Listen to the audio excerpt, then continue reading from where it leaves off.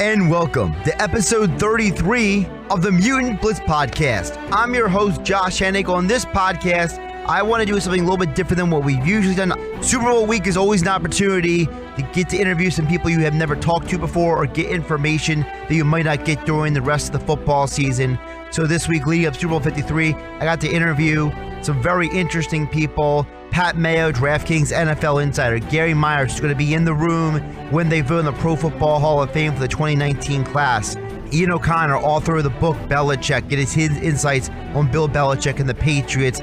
Also, Vance Johnson, former Broncos wide receiver. Even though he had a successful NFL career, he had to overcome addiction and a very dark childhood. And NFL prospect Darrell Henderson, Memphis running back, led the AAC in rushing yards and touchdowns this year. Consensus All-American first team. So let's open up a cold one and get started on this special edition of the Mutant Blitz podcast. With this Sunday being Super Bowl 53, it's an opportunity for you to get some skin in the game, the big game, by playing DraftKings Showdown for daily fantasy players. And don't forget about the DK Sportsbook to get in on the action with money lines, prop bets, and more so you can win big this Sunday. Joining me now on the Boardwalk Honda Hotline to talk about it is DraftKings NFL analyst Pat Mayo joining me. Pat, how you doing today? Yeah, I'm doing all right. It's a great week. Not only is the big game out there, we also got the Waste Management Open for golf, which is prime season to get down some money. Well, you know, it's funny you mentioned that because the money I lost with the Saints on the DraftKings Sportsbook app, I made up that money back by betting on the Australian Open. So I don't know what that says about me or about the Saints. So, did you have Djokovic at the Australian Open? So I was riding Osaka and I was riding Sharapova most of the way. So. Okay, so women's tennis is sneakily one of the best sports to actually throw down on because in men's tennis, when you look at the end, it's always going to be 3 of the top 4 seeds most of the time in these Grand Slams. But in women's tennis, you get a bunch of just massive, especially early on, upsets. It doesn't happen every single Grand Slam, but you're going to see some unranked player knock off the 2 seed and they go off at like 14-1. It's kind of nuts. Yeah, it is. So let's talk about the big game this Sunday. Of course, opportunity for people to play daily fantasy with Showdown. For those who may or not be so familiar with the DraftKings setup, or maybe people need a little bit of a refresher, talk about what exactly Showdown is for the Super Bowl.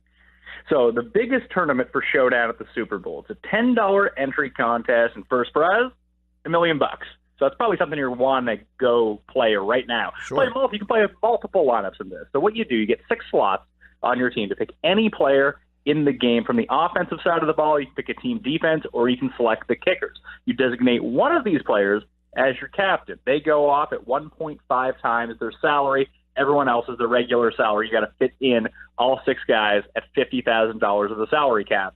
Weirdly, Julian Edelman is the most expensive player in the game. Would not have thought that about 8 weeks ago, but here we are. So you construct your team. My advice for this, and I'm not going to tell you the guy to play because if I knew, I would play it with $1 million. But you want to go with somewhat of a balanced approach. And because there are so many people in this contest, your lineup is likely to be duplicated. So if you have the most obvious picks, so if you have Tom Brady as your captain, you go with a whole bunch of Patriots, you take C.J. Anderson and Robert Woods on the way back, and that's your team. You and probably like 30,000 people are going to have that lineup. So even if you win, you're going to split the pot 30,000 different ways. What you want to do is not use all of your salary cap. That's the best way to make sure that you do not have the same team as anyone else. So leave $1,000, leave $2,000 on the table, and maybe make your captain someone a bit off the board. So if you make like Josh Reynolds your captain and he goes off, you're going to really box out the field because very few people are going to have that. Now, if you want to split the pot 30,000 ways, that's on you. For me, I'd be trying to win the full $1 million to myself. So that would be my strategy. And if it's not going well, there's actually a second half Showdown contest also on DraftKings. So if you're doing poorly in the first half, just go at halftime. Instead of watching the Super Bowl halftime show, who cares about the music? Go submit another lineup and get back in the game. I like that. So speaking of the specific lineup, let's talk about some of the players in this game. You mentioned Edelman and Brady, but what about Sony Michel? That's a guy who's had a big postseason, a guy who's really had a resurgence since he came back from the injury midseason. Is that a guy that people can look at and say, that could be a real key factor, not just in fantasy, but also in this game? I think so. The way that we've seen the Patriots really succeed in the playoffs through 2 games is very short passes, either to James White or Julian Edelman. Maybe you'll see Philip Dorsett sneak down the field, and people just forget about Gronk, and he's open 15 yards over the middle. But it's been Sony Michel, it's been James White, and even a little dash of Rex Burkhead, and even James Devlin thrown in there too. They want to control the pace of the play. They want to control the ball, and they're doing that by running. We've seen the carries for Sony Michel go up and up and up. You can run on the Rams, a very poor run defense by DVOA all season. The problem is, in terms of DraftKings in the Showdown contest, I actually have Sony Michel projected as the highest owned player on the slate. So you have to figure out creative ways to get him into your lineup if you want to. So the thing that I think I would do, if I'm playing Sony Michel, I'll probably play him with James White, because Sony Michel, I think, has 1 reception in the past 6 games. So you hope that Sony Michel monopolizes the groundwork, gets all the goal line carries. They send Rex Burkhead and James Devlin out to pasture. They don't touch the ball. And James White gets all of his numbers through the receiving game. And I think that very few people are actually going to play both New England running backs in the same lineup. So if you do it that way, you can mitigate some of the ownership concerns and really get ahead of the field. Let's flip it over to the Rams running backs, Todd Gurley, C.J. Anderson. They're looking like a real nice tandem. Is one of those guys you think more dependable than the other right now? I honestly don't know. I still can't figure out what happened with Gurley in the NFC Championship game. Why so few touches? They're saying it's not a knee injury, but that seems kind of crazy that you give it to big fat C.J. Anderson instead of Todd Gurley, the guy that you spent a first-round pick on like 3 years ago. So it's a bit confusing to me. I think that people will fade Gurley because of this, or maybe there'll be some late-week narrative that, hey, Gurley's the man, but C.J. Anderson's going to be incredibly popular. I think you just don't play him. You bite the bullet. If he's the guy that kills you, well, then you weren't going to win anyway. Todd Gurley is someone that you could potentially go to because of the low ownership, and maybe all of a sudden he's back to where he was 6 weeks ago when he's seeing 30 touches a game and you just run away from the field. But I think that's just a situation I would want to avoid anyway. I think the passing game for the Rams is where you want to look to. It's interesting you mention that, because I feel like this might be, at least from my perspective, I don't know how good of a game this is going to be for a guy like Jared Goff, someone who is as young as he is, going against a guy with like Bill Belichick. Do you think people are overrating then the Bill Belichick factor for the Rams offense, or do you think the Rams are actually going to have issues? Do you think they're going to struggle? Do you think they can take advantage of things? What is your perspective on the Rams offense versus the Patriots defense? I think the Patriots are going to sell out on 2 things. They'll sell out to stop the run, because we've seen when the Rams are unable to establish any sort of ground game, it really limits what Goff can do off of play action and really renders him inert, because he's not that good. He's not a bad quarterback. He's not a great quarterback. Even if he wins the Super Bowl, he's not going to be a great quarterback. I mean, we've seen pretty mediocre to average quarterbacks win the Super Bowl before. You got Trent Dilfer, Joe Flacco, Eli Manning. These are all teams that got there based on either their defense or some sort of just crazy run. Like Flacco's, it's funny, when you go back and look, like Flacco's been pretty average for the course of his career, to bad even. But during those playoffs, he was just tremendous. It's really one of the weird outliers in Super Bowl history. But with Jared Goff, if they stop the run and they take away the biggest option that the Rams have in the passing game, it's probably Brandon Cooks. It's Cooks or Woods. Now, Belichick might identify Woods. He's more familiar with Woods as an opponent. They've had Brandon Cooks on the team, obviously, and traded him to the Rams. But we used to see Robert Woods in division with the Bills. Robert Woods is a tremendous blocker, which really gets overlooked. They run a lot of plays to his side because he's very good at keeping his man pinned for just enough time to spring the running back, that you could see a situation where Josh Reynolds, one of the tight ends, either Higbee or Everett, I would lean Everett, just they use him more deeper downfield, and then Brandon Cooks would have the ability to get open in this situation. So that's where I see the Rams really funneling their entire offense through. And we think game script, I actually think it's going to be a lower scoring. I think it's going to be a bit closer, try to run, but I don't know how successful that's going to be. So it's going to take a big play or two. And I think that Sean McVay is one of the few coaches that can actually not necessarily out-scheme Bill Belichick, but at least be on his level to really adapt in game. If what the Rams are doing is not working in the first half, you can best believe that they're going to halftime. McVay's going to cook something up to really come out and try to outsmart Bill Belichick, and vice versa. If whatever the Rams are doing well in the first half, I would expect them to not be quite as successful in the second half if they don't also change what they're doing, because Bill Belichick is the master at catching up at halftime and really learning what the offense did and being able to analyze those trends so quickly and adapt. So I think it's a very interesting matchup overall, but I still think that those 2 guys in the Rams passing game are where you're going to see the majority of the numbers come from. from.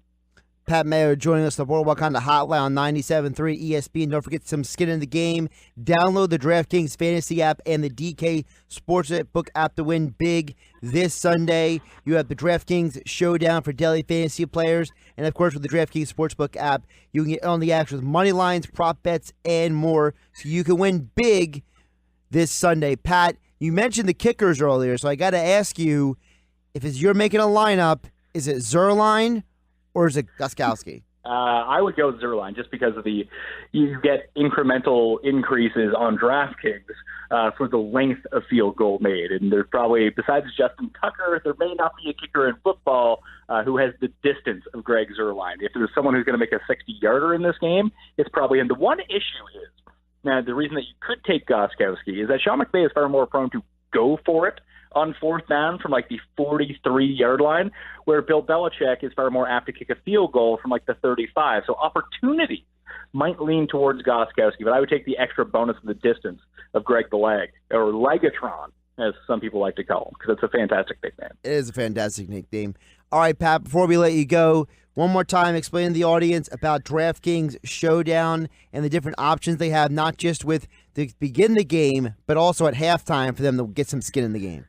Yeah, so you picked a team of 6, like I mentioned, anyone in the game offensively, the kickers or the team defense. You designate one as your captain, $10 entry fee on DraftKings. The first game in the lobby that you can go enter $1 million for first prize. There's also a re-up at halftime of the game. We can play second half only. And, of course, the DK Sportsbook app. If you're in the right location, you can go play. And I got some props here for you, if you don't mind. I got a under Aaron Donald sacks. That's playing positive money, plus 140 for him to not get a sack in this game. No sacks for the past 6. And total sacks in this game is 3.5. I really like the under. Tom Brady has yet to be sacked in the playoffs. Jared Goff sacked just once. And he played Dallas, and he played the Saints, 2 teams with an excellent pass rush. And Brady just happened to play the Chargers and Chiefs. No slouch in the pass rush and pressure department either. So under 3.5 sacks on DK Sportsbook for a prop that pays plus 110. I like it. I like it a lot. All right, Pat. Well, we appreciate your time here. Appreciate you joining us again, folks. Don't forget to download the DraftKings Fantasy app and the DraftKings Sportsbook app to win big this Sunday. Pat, enjoy the game, and hopefully get some winners for everybody this Sunday. Well, how about this? Before you go bet on the big game, why don't you take some Bubba Watson 40-1 to win the Waste Management? Then you got all the money to play with. Oh wow, there you go. See a little extra off the top there, Pat. We always know we can depend on you for a little extra at the end there. Of course, that's why. I mean, I got the show. You need the picks. You subscribe to the Pat Mayo Experience. I got your golf. I got your football. I got your UFC. I got your baseball. I got you covered. Love it, Pat. Appreciate the time. All right, thank you.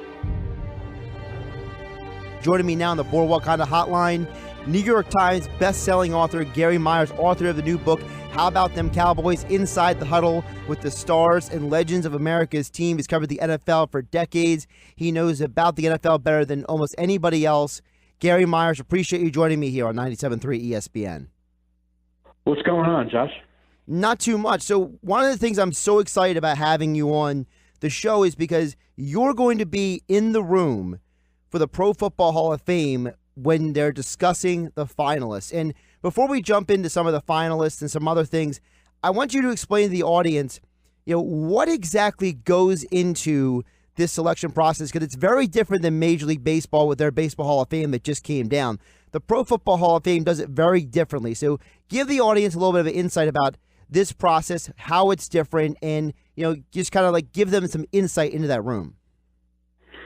Sure. I mean, what happens is we're initially given a list of 75 or 80 candidates in the fall, and we then voted down to 25 in November, and then we voted down to 15 finalists, and that's announced in early January. And along this year with 2 contributor finalists and 1 senior finalist, we'll discuss all 18 of those Saturday in Atlanta. And the way it works is it'll start off with the senior candidate, who's Johnny Robinson, who played safety for the Chiefs.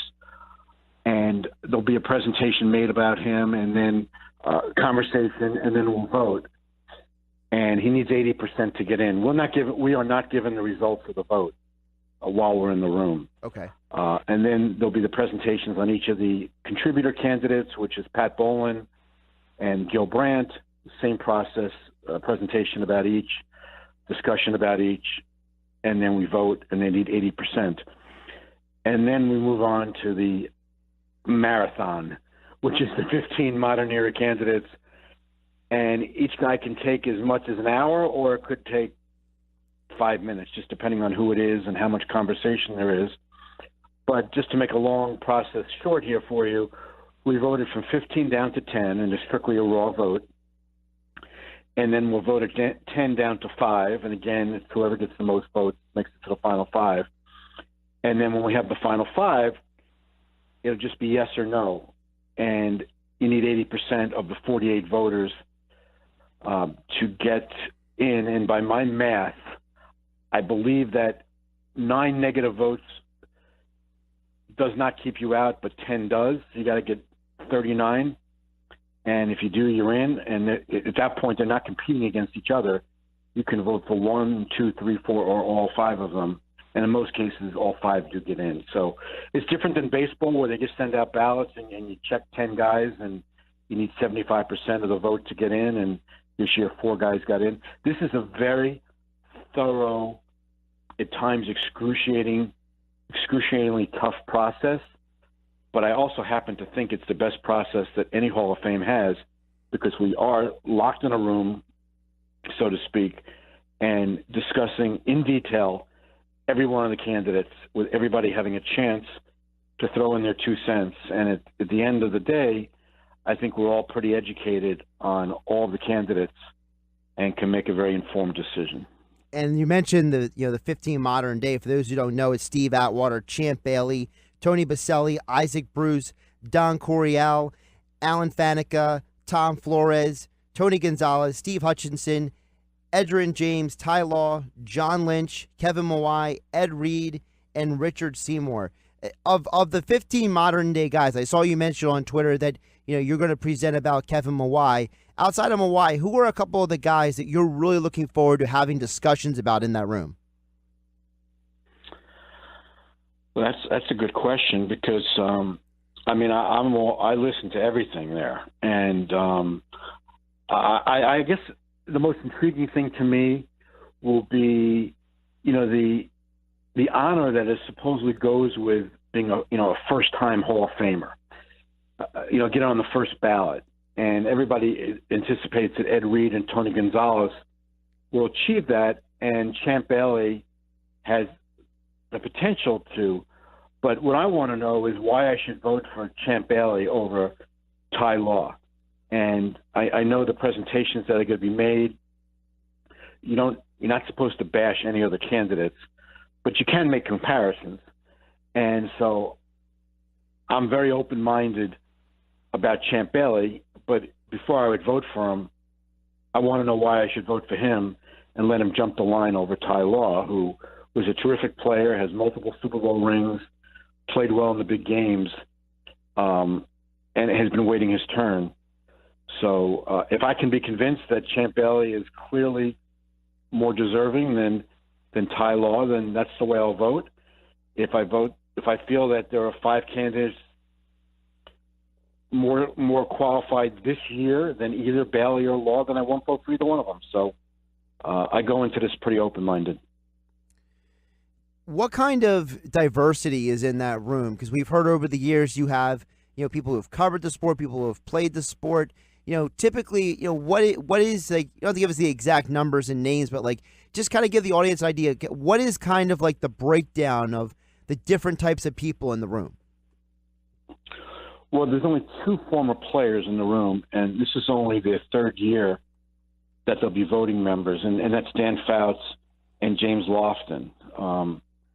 In 2016, they observed the process, and then they were added as voting members in 2017. Other than that, it's writers and broadcasters who have covered the NFL for a significant number of years. I can't give you the breakdown on how many writers there are versus broadcasters. There's a few women. It's ethnically diverse. So if that's what you're asking, that's the breakdown I can give you. No, that's perfect. 'Cause my thing is, I just want the audience to understand, just to give an idea of, like, because it is so different than baseball, and so many times people know so much about the baseball process, but they may not know as much about pro football. Not because the Pro Football Hall of Fame is secretive versus baseball or vice versa, but because a lot of it is just people they may not know, or they just don't know as much because the Baseball Hall of Fame gets plastered on so many media outlets, whereas the Pro Football Hall of Fame, there's a little bit less publicity around the process. Yeah, but the baseball process, they mail out the ballots, and you guys just sit at their desk and check off 10 names, up to 10 names. Right. And if a candidate gets 75%, then they're in. But there's no conversation about it. There's no vetting of the candidates. I think this is much more thorough, and I think the criticism has been there's only 48 votes, as opposed to, I think, there were over 400 ballots cast in the Baseball Hall of Fame. But I think both processes work. The people who are critical of the NFL, it's not the NFL, it's the Pro Football Hall of Fame, it's not the NFL Hall of Fame. People who are critical of it are the ones who have a candidate that they were hoping that would get in, and he didn't make it. So instead of looking at why he didn't make it, they decide to criticize the process. But I think the process is fine just the way that it is. Gary Myers joining us on the Boardwalk Honda Hotline on 97.3 ESPN. You can follow him on Twitter at Gary Myers NY, author of the new book, How About Them Cowboys. You also wrote about Brady versus Manning. That's one of your books as well, with Tom Brady, another Super Bowl appearance. Where do you stand on Brady's career? Like, what is your, if you had to encapsulate Brady's career, like, how would you describe it? Because I think a lot of people, some people think he's a cheater. Some people think he's the greatest quarterback of all time. Everyone's got a label for him. How would you quantify Brady? What was the first label that you put on him? I couldn't hear you on that one. I was saying some people, say that he's either the greatest quarterback of all time. Some people say that he's a cheater. Oh, a cheater? No, I don't think he's a cheater. I thought that whole Deflategate thing was a bunch of nonsense. I think he's the greatest quarterback of all time, and you can make a case that he's the greatest football player of all time because of how much that he's won. I know people say Jerry Rice was certainly more athletically gifted, and Jim Brown in that era was clearly the best player. But if you look at the history of the sport, this guy's won more than anybody, and you can certainly make a case for that. Without question, in my mind, he surpassed Joe Montana, who I thought, until Brady came along, was the best quarterback in NFL history. I think they're very, very similar players. Tom has had the benefit of being able to stay healthy. Other than the 1 year that he had the knee injury, he's been healthy, where Joe's body was breaking down towards the end of his career. If Joe had been able to stay healthy and stayed in San Francisco, he would have won more than 4 Super Bowls, because Steve Young won one a few years later. Mm-hmm. But I think, just looking at what's transpired, I don't see how you don't say Brady is the greatest quarterback in NFL history. Do you think that, and this is always an argument that people have as well, which is Bill Belichick lucky to have Tom Brady, or is Tom Brady lucky to have Bill Belichick? Well, I think you'd have to say that it goes both ways, that Brady was very fortunate that Belichick drafted him in the 6th round. Belichick clearly had no idea what he was getting, because if he thought he was going to be as good as, or even half as good as he's turned out to be, he wouldn't have waited until the 6th round to take him. And Brady was the 7th player the Patriots took in that draft. So Brady wound up in a good spot where he got great coaching, and he took advantage of it. At the same time, once Brady, in his 2nd season, turned out, everybody realized he was a pretty good player and went on to win the Super Bowl. I think if you're looking at, say, 2003 forward, and you ask, who's more responsible for the Patriots' success, Tom Brady or Bill Belichick, and you had to choose one, which obviously you don't have to do, but if you had to choose one, I would say without question it was Brady. Because I think he's been better at his job as the quarterback of that team than Belichick has been at his job in choosing the personnel to go around him, Listen, we all know Belichick is a great coach, but when you have a talent like Brady, and by his fourth year, everybody knew he was a great player and was going to be able to sustain it, I'm not sure at that point that he still needed somebody like Belichick as his coach in order to keep winning. Before I let you go, Gary, we should remind folks that you will be at the William Hill book at the Ocean Resort Casino this Sunday. It'll be you, Wayne Corbett, and Jeff Fiegels, correct, for Super Bowl? Yeah, we'll be there from 4 to 6 on Sunday, just doing a meet and greet, talk some football, talk some Super Bowl, Jets, Giants, Eagles, whatever anybody would like to talk about, and then they have a really nice theater set up to go and watch the game. So I'm really looking forward to that. It's the first Super Bowl I'm missing since Super Bowl 16. I've been to 37 consecutive Super Bowl games, but I'm really looking forward to this on Sunday and doing something a little bit different and interacting with the fans. And, of course, the new book, How About Them Cowboys? Inside the Huddle with the Stars and Legends of America's Team. I'd be remiss if I didn't ask you one question about the Cowboys. So, Scott Linehan out. And, look, I don't want to be one of those guys who overreads body language, but, listen, I'm a dork. I watched the Pro Bowl, and I noticed that in the Pro Bowl, Chris Richard was taking a pretty active role in what was going on in that game. What does it say about Jason Garrett that, they're allowing Richard to have more responsibility on the defensive side, and about Garrett that they're moving on from the offensive coordinator? And it feels like, again, from an outsider looking in, for me being here in Atlantic City at Dallas, from an outsider looking in, it looks like Garrett's going to have a lot to say in who the next offensive coordinator is. It might just be him, for all we know. The key is not who's the offensive coordinator, it's who's calling the plays. And so he might make Kellen Moore the offensive coordinator, but as long as Garrett's calling the plays, that's the most important thing. And as far as Chris Richard, he gave him a lot of responsibility this year. Richard was calling the defensive plays all during the season, even though he didn't have the title as defensive coordinator. So I have to admit, I watched about 3 plays in the Pro Bowl, so I'm not familiar with what you're saying about how more active Richard appeared, but that's on the other side of the ball. The most important thing for Garrett is, with the offensive talent that the Cowboys have, they need to be a higher scoring team than they showed last year. How patient do you think Jerry will be moving forward if this team doesn't get beyond the divisional round of the playoffs with Garrett? Because I know in a lot of ways that, him and Garrett are connected at the hip. He's been very involved in Garrett's ascension as a coach. So, how patient can Jerry be when Jerry says, look, I'm about winning Super Bowls, but this team hasn't even gotten to a Super Bowl in so long, and with Garrett, they haven't gotten beyond a certain point? Well, I think we'll know a lot about how much patience Jerry's going to have if he gives Garrett a new contract. He's going into the last year of his deal in 2019, and if he does nothing, then we know that Garrett's on a prove-it contract for 2019. If he gives him a 1-year extension, it's kind of the same thing that he'll have this year to show that he should be here long-term, in Dallas long-term rather. And if he gives him a 4-year extension, then you can say, well, Garrett's safe for at least the next 2-3 years. So I think we'll get a clearer indication of where Jerry Jones thinks the Cowboys are going with Jason Garrett by what he does with his contract. And if he does nothing, then we know that Garrett's on a very short leash going into next season. Again, the book is How About Them Cowboys? Inside the Huddle with the Stars and Legends of America's Team. Author Gary Myers joining us on the Boardwalk Honda Hotline. He will be at Ocean Resort Casino along with Jeff Fiegels and Wayne Corbett from 4 to 6 this Sunday at the William Hill Sportsbook.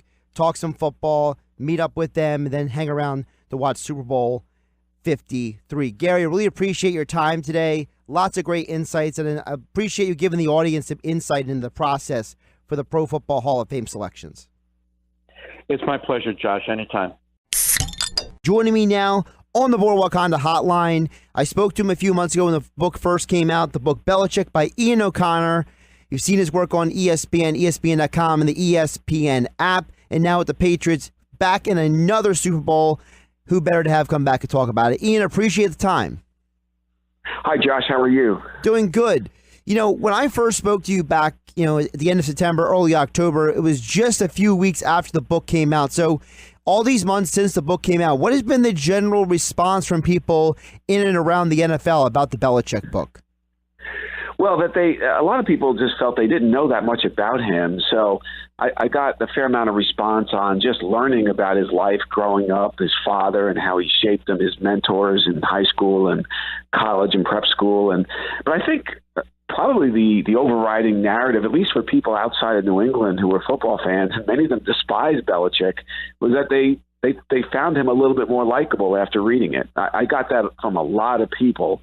And that was important to me, at least to try to humanize him and deliver what I hoped was the defining portrait of the man and not just the coach. So that's why I interviewed 350 plus people, and hopefully I was able to pull that off. One of the things you mentioned in the book that someone else pointed out to you when you spoke to them was about the fact that individual felt that, Bill Belichick, he's more of a product of his father than he is of Bill Parcells. I thought that was a very fascinating point in the book because a lot of people, there was the two Bills 30 for 30 ESPN documentary. There's been a lot of talk that, the Parcells tree. But, I think, at least for me, from reading the book, I think that point stands true that this is an individual in Bill Belichick. People assume, him and Parcells, but really Bill Belichick is his own man. No question. And his father did really shape him as a human being and as a coach. His dad, of course, was a longtime assistant at the Naval Academy. And Bill, just being around that academy and great Heisman winners like Roger Staubach and Joe Bellino. And beyond that, just seeing the urgency applied to every single thing and every detail that the student athletes at Navy dealt with on and off the field. And they were trained not to be football players, but to be future combat officers. And so I think Bill was really impacted in a profound way by that experience growing up. And the Parcells relationship, listen, it was a great partnership with the Giants for 12 years, and it worked. But the 3 years, they were never close friends. That's always been a myth.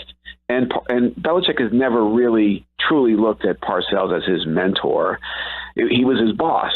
And with the Jets, those 3 years before Belichick went to New England, Parcells was brutal on him. And that was one of the reasons why Belichick left. And because Parcells was going upstairs in some vague front office role. And at that point, the sources I talked to, and close friends and associates who've been around Bill a long time, that was a chief reason why he just felt he needed to get away from Parcells and establish his own program. And that's exactly what he did. It's the greatest program in NFL history. One of the things you outline in the book as well is just a plethora of relationships that Belichick has established throughout his life. I mean, this is a guy his football roots go back 3-4 decades at this point. It seems like from what you've done with all the interviews, you've really put into this book the fact that Bill Belichick, in many ways, he is there's this like interwoven web with him and the rest of the football world. Yeah, he has.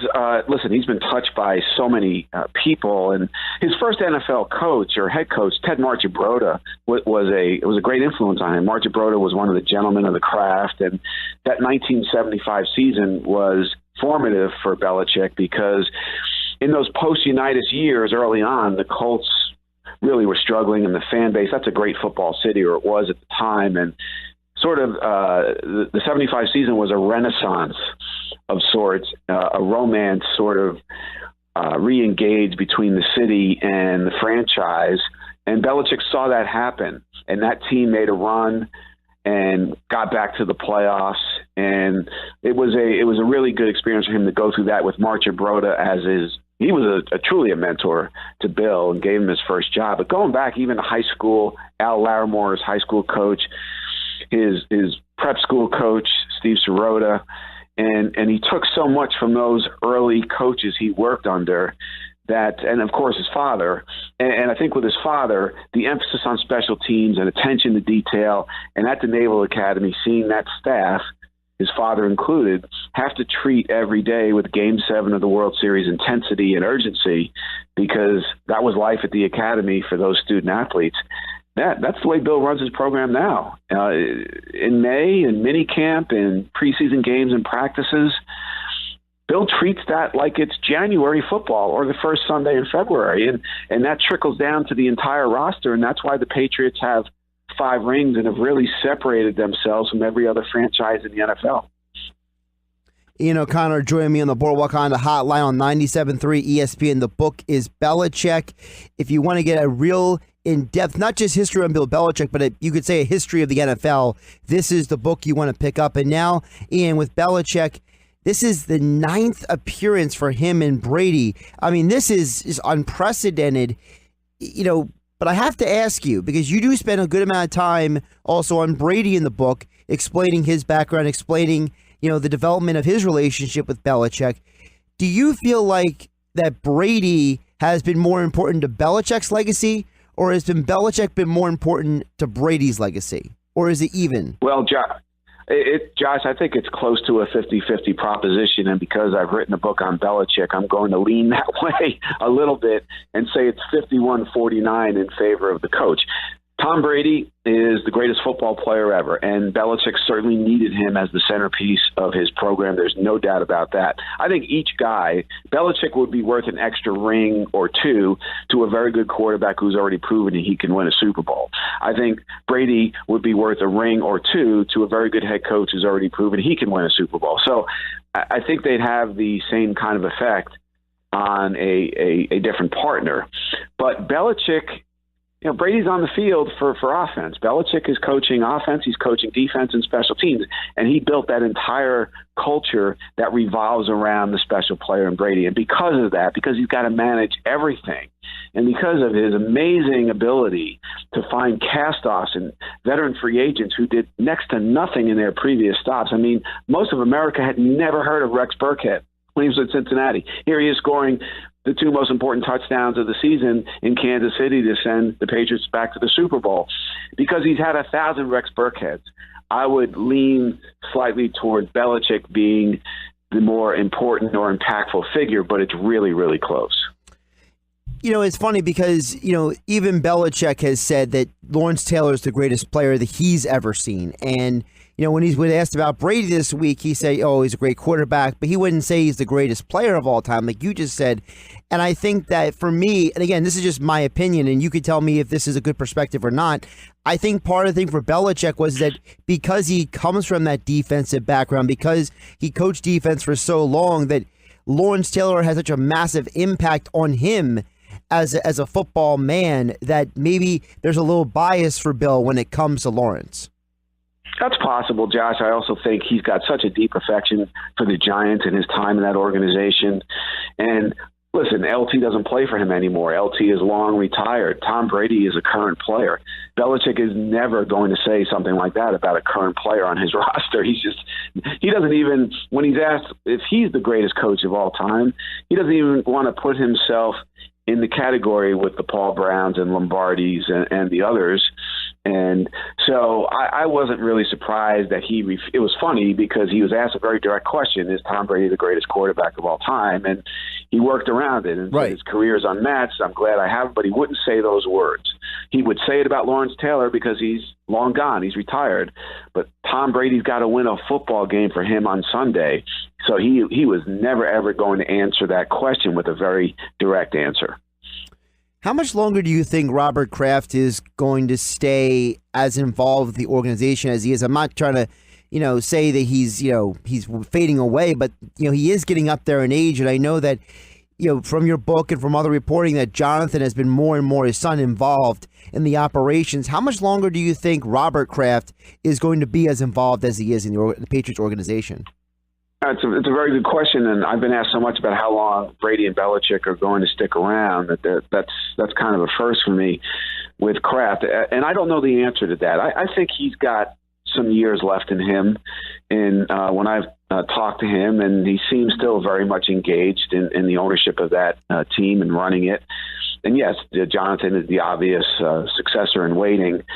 Belichick is a young 66, so I see him with another 4 or 5 years coaching if he wants to do it, and he very much does right now. He absolutely adores the craft as much as he did 20 years ago. And he is youthful. And Tom Brady, I had a phone conversation with him in the spring of 2017 where we were talking about him playing beyond age 45 to 46 and 47.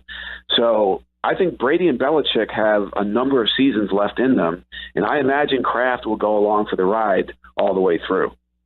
If there was one thing that you, from your observations, writing this book, covering the AFC East as you have, and seeing what you've seen around the NFL, what do you think is the one thing that could get in the way of the prolonging of this Patriots dynasty?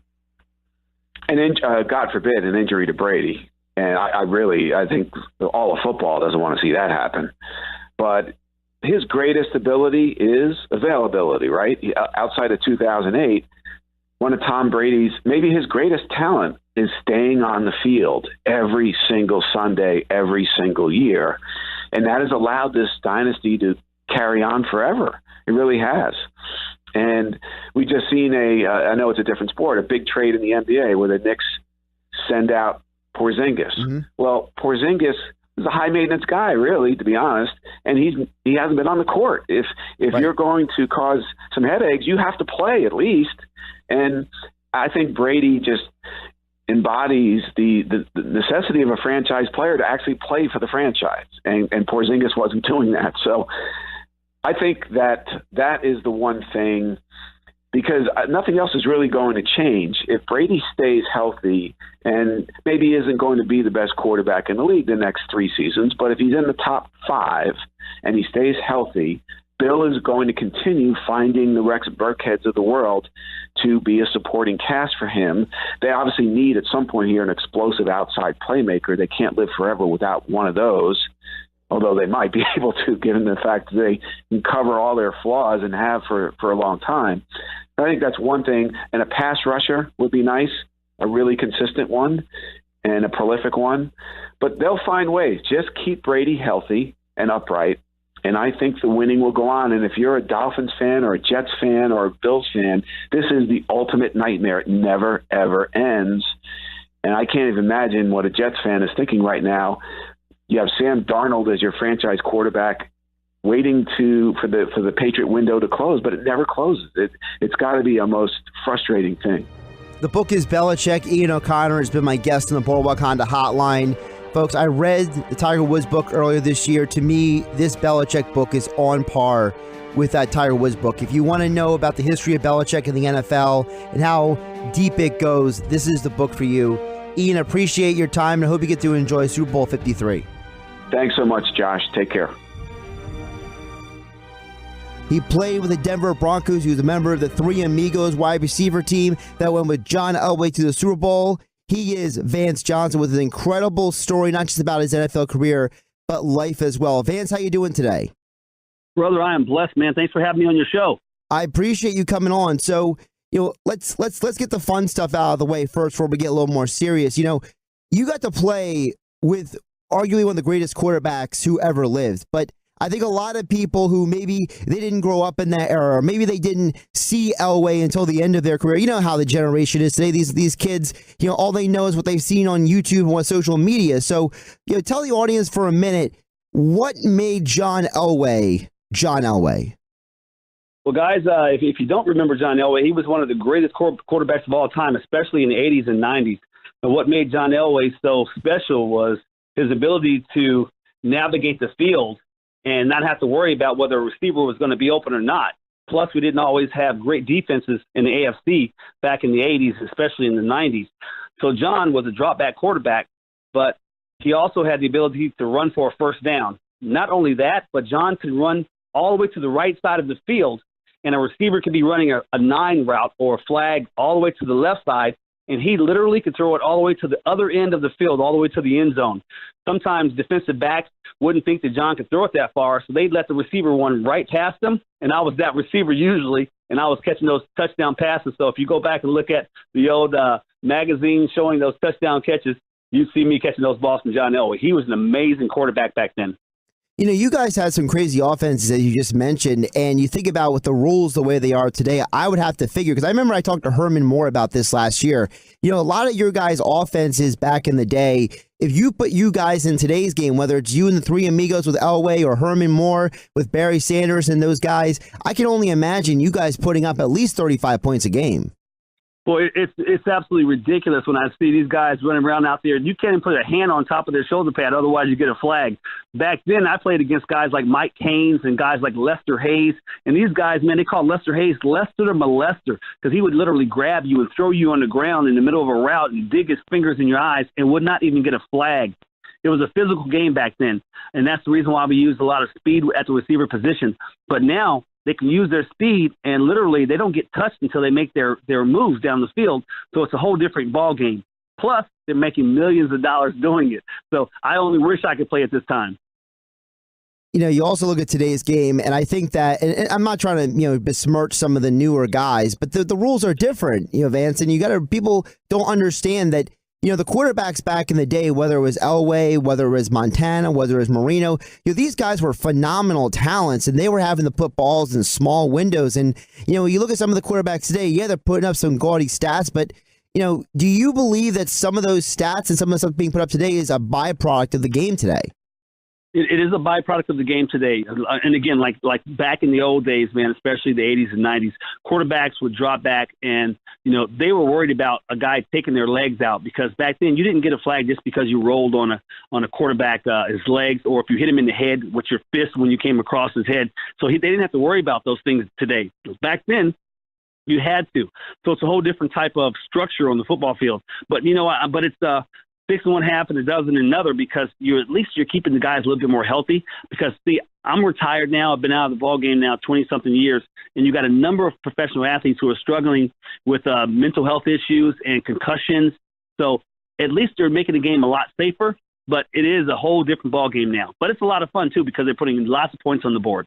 You mentioned the athletes who are struggling. I know a lot of people, the first thing that comes to their mind is Josh Gordon. And Vance, you have the website vancecares.com.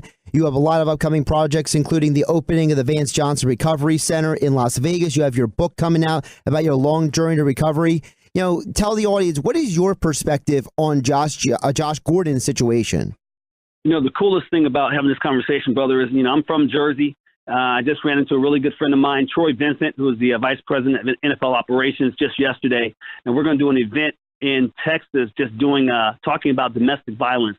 Well, coming from Jersey, and some of your callers may, parallel this story, but I grew up around a lot of domestic violence and a lot of drug and alcohol use as a child. And when I grew up, my whole getaway in life and exposure to that stuff was just to bury myself in my sports and wanting to be that hero in the house where I was going to grow up to be famous. So I disconnected myself from what I grew up around, my surroundings. However, when my career was over with, even though I won the Pan American gold medal, even though I beat Carl Lewis in the long jump, and I was drafted second pick in the second round, went to 3 Super Bowls, when the lights went out, there was no more Vance Johnson. So my coping literally was drugs and alcohol, prescription pills mainly. And the problem with that is it was my only way to survive in life. And so every time I'd have an issue in the relationship, I got divorced. So literally, man, I was divorced 8 times in my life because I didn't know how to navigate relationships. And you talk about mental health. I was even at one point going to cut my penis off when I grew up because I was so stressed out about the things I saw my father doing with his. Now, I hid myself in sports, but I ended up using myself literally into a coma and was at 28 days in the hospital with tubes hanging out of me with my sister taking a deathbed picture of me.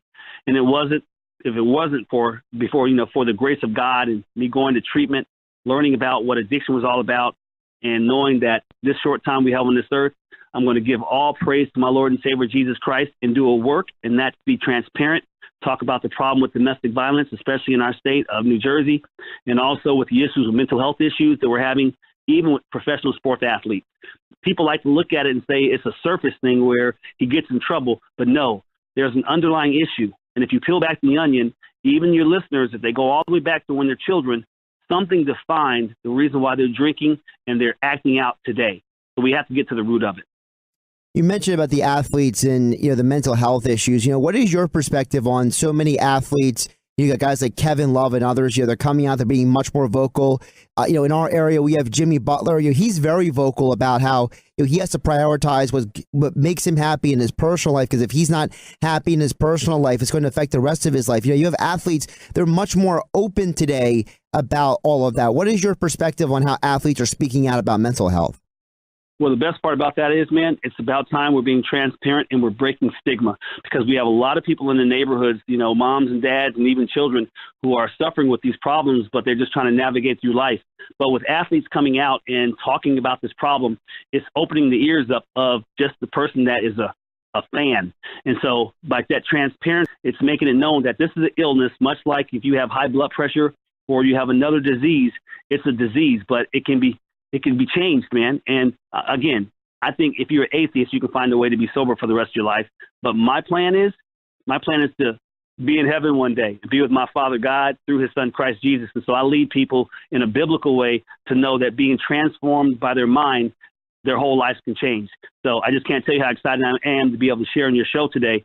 And I'm hoping people will hear this, not only be fans of the game, but if they have someone that's suffering, go to my website, vancecares.com, so I can get you into a treatment facility.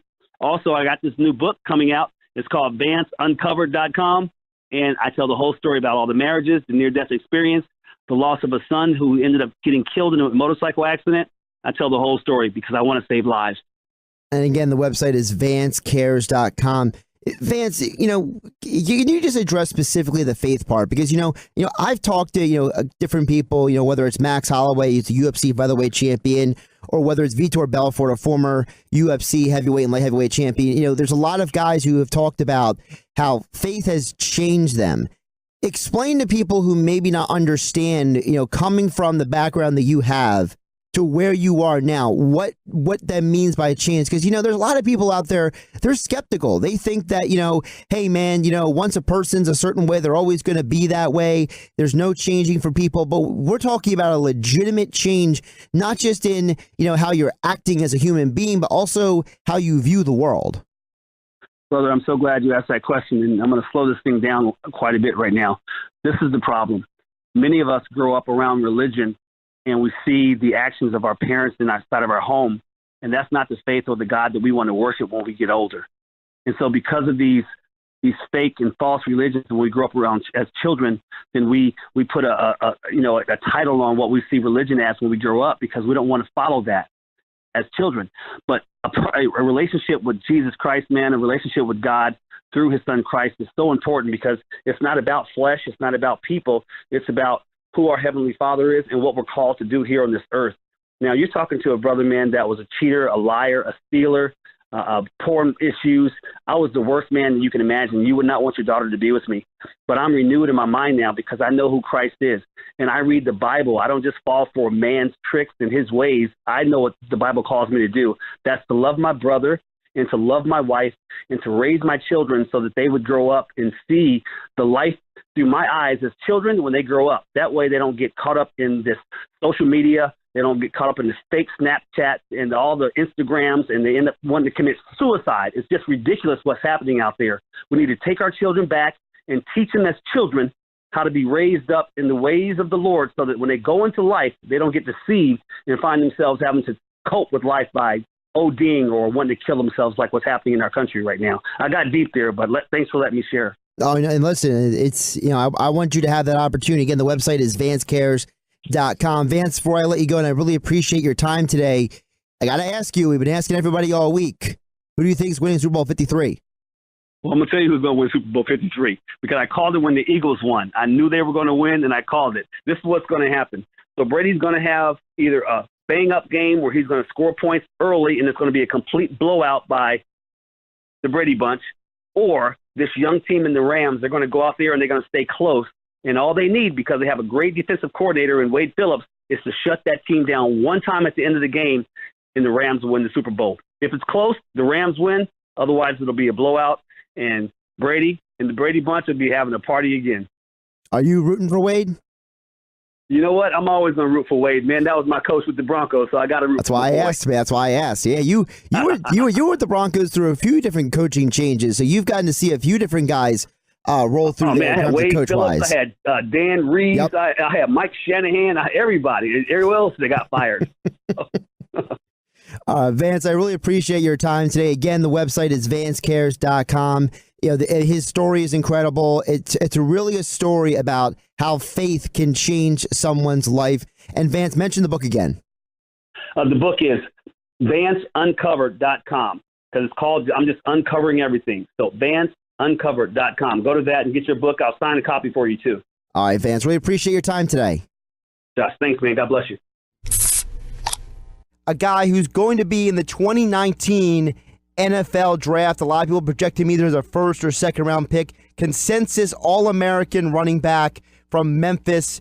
Darrell Henderson joins me live from Radio Row. Darrell, how you doing today? I'm doing good. How about you?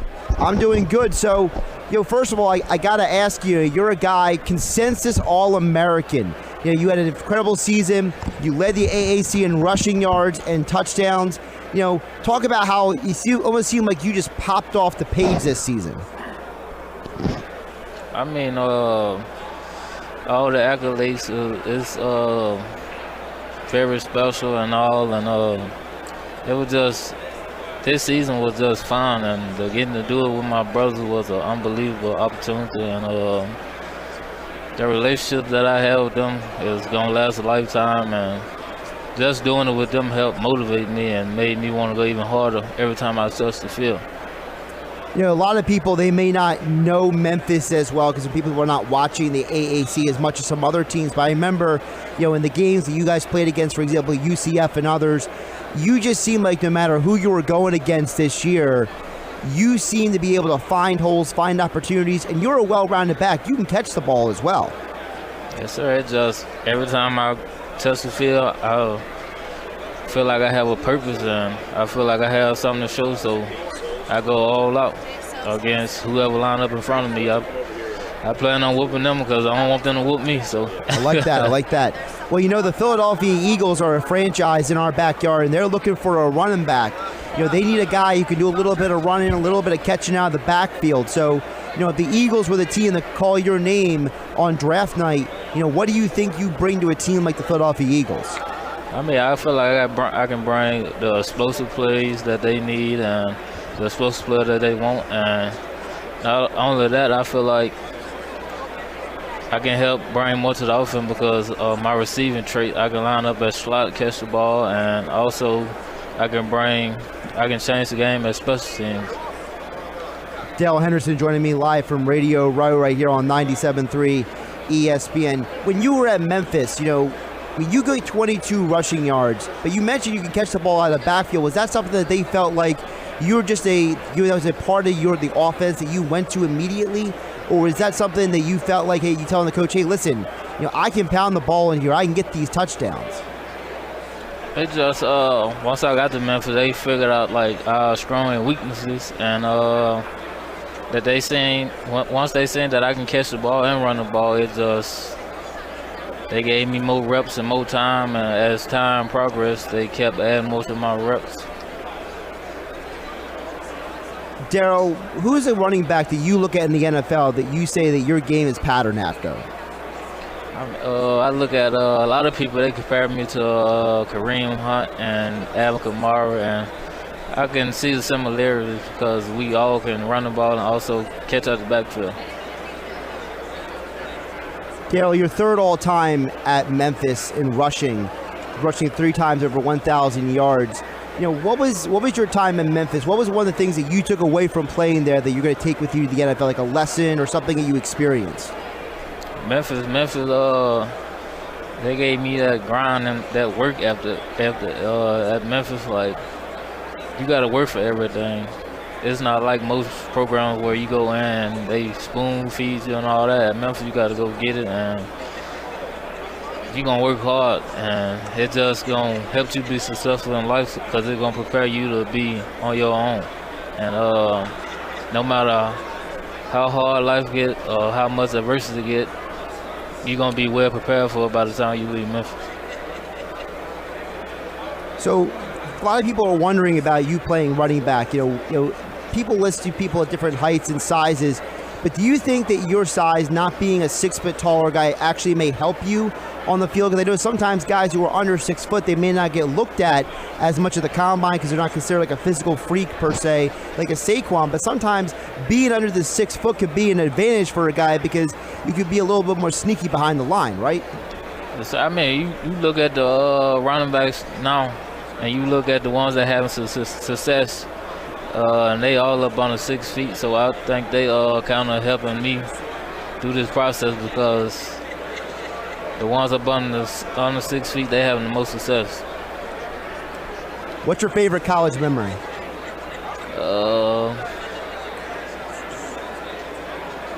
Being UCLA.